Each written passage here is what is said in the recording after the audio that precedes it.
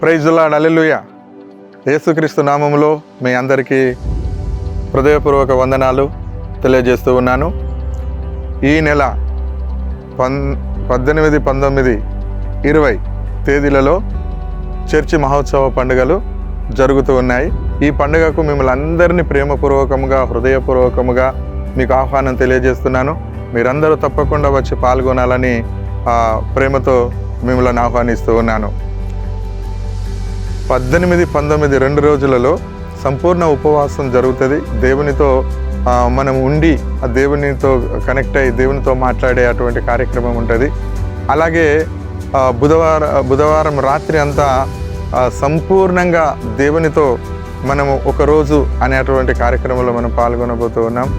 అలాగే బేస్తవారం తెల్లవారుజామున 4 గంటల క్రియ ఎలైసన్ ప్రోగ్రాం ప్రారంభమవుతుంది.